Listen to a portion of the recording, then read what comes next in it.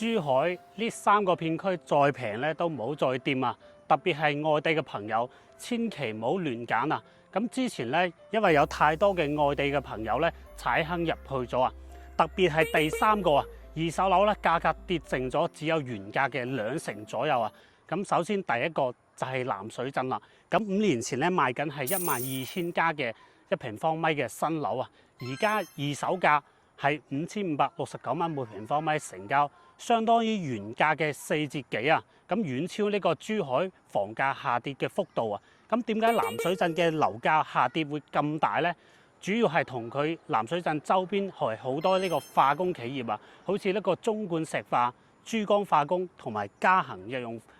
化學品等嘅，所以南水鎮嘅空氣質量咧就好差。咁大白天咧都可以聞到呢個臭味嘅，再加上南水鎮嘅生活配套咧係比較一般嘅。幾年前高峰期嘅樓價咧係買入嘅外地朋友係非常之多，同埋佢哋係好少過嚟居住嘅。咁第二個咧係呢個平沙新城啊，咁5年前咧13000加1平方米買嘅新樓啊，咁而家二手樓嘅市場咧係4865蚊每平方米成交啊，成交相當於原價嘅3折幾啊，比南水鎮房價下跌嘅仲要多啊！平沙新城咧規劃嘅總面積有25萬平方公里，號稱咧有呢個7個河康新城咁大，但係咧賣咗一波新樓之後咧，只起咗小學同埋中學，咁其他嘅商業配套啊、醫院啊係一啲動靜都冇啊！關鍵當時買樓嘅大部分咧都係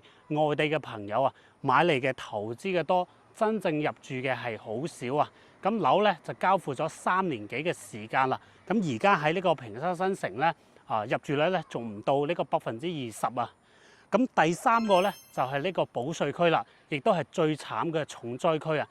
！2018年26000加最高每平方米買嘅新樓啊，咁而家二手樓樓價咧5199蚊每平方米成交啊，相當於原價嘅2折啊！哇！呢啲賣咗樓嘅業主咧，估計已經係心如死灰啊！2018年住宅限購珠海，咁我哋好多嘅朋友咧想買珠海嘅住宅咧係買唔到嘅，咁保稅區咧就推出咗唔限購嘅40年嘅產權商辦公寓啊，就開始爆火啦！咁大量嘅外地朋友咧就購買呢個保稅區嘅公寓啦，價格咧係一升再升啊！等呢個樓交付咗之後咧，珠海嘅住宅咧又開放呢個限購喎，40年嘅產權公寓咧即刻就變得唔香啦，而且咧整個保稅區咧有成5萬套嘅上班公寓啊，咁短期咧集中釋放到呢個市場啊，租金率咧亦都喺度不斷下降啊。咁有個客戶朋友嘅親戚咧，當年咧就喺2019年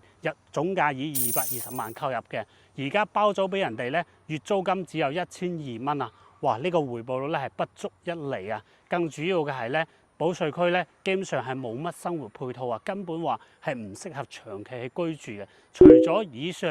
呢3個高危片區之外咧，珠海仲有4個冷門嘅